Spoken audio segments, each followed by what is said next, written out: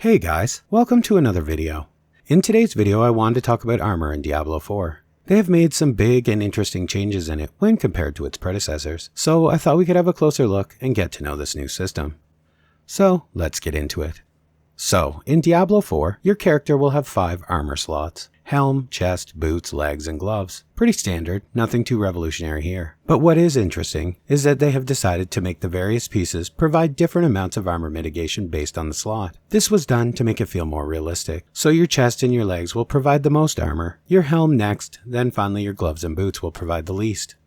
This makes sense really, and a pretty straightforward system so far. So the amount of armor that your armor piece will provide will be directly tied to the new system in Diablo IV called item power. A few things will be affected by the item power of an item. For example, the power of the various affixes. Stuff you would expect. But an important thing to keep in mind is that the armor value is directly tied to the item power of an item. So, put simply, the higher the item power, the higher the armor value it provides. And the higher your total armor, the more damage mitigation you will receive. So, does this mean that the higher item power will always equal better?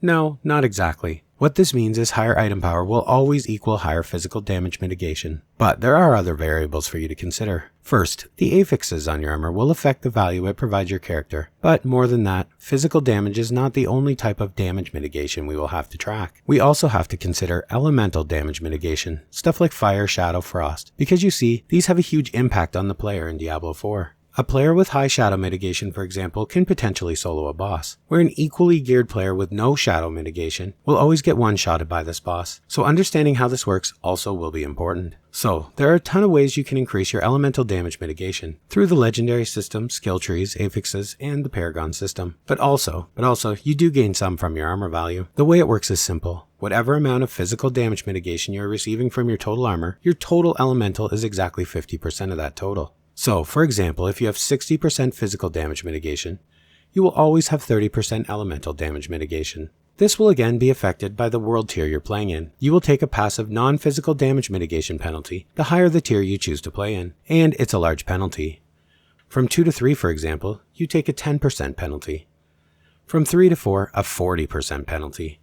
So you see, these will become crucial and important as you move to the endgame.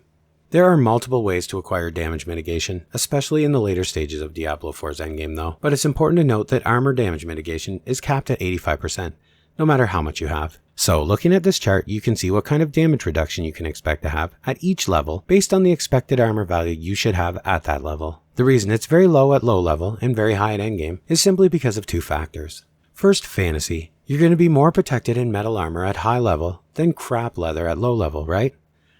But also practically, because the content becomes of a much greater challenge at endgame, so it will be needed for the balance.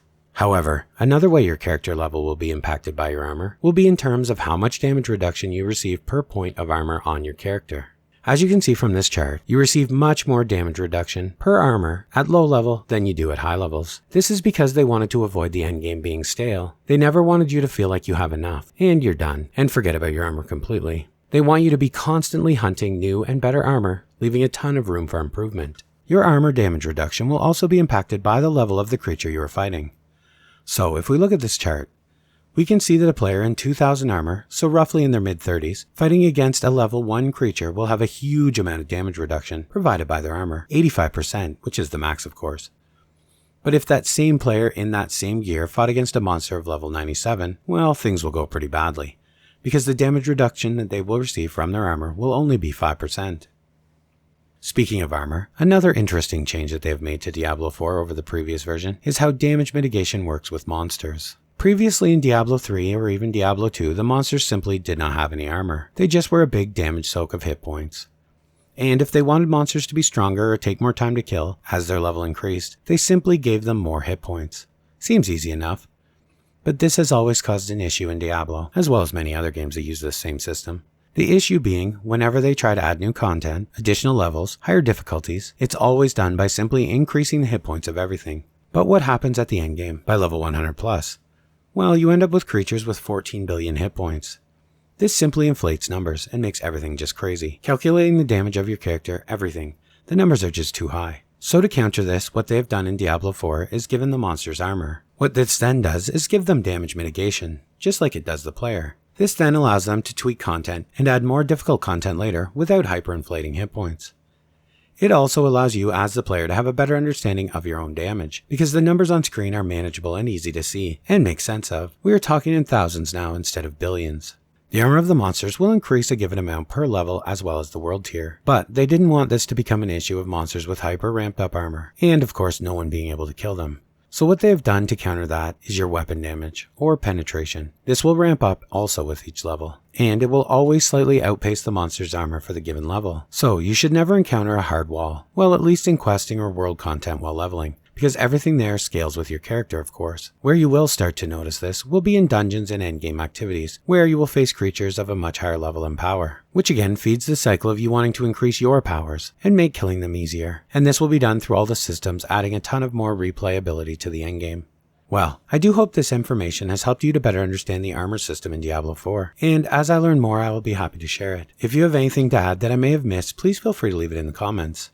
And as always guys, thanks for watching, and I will see you in the next one.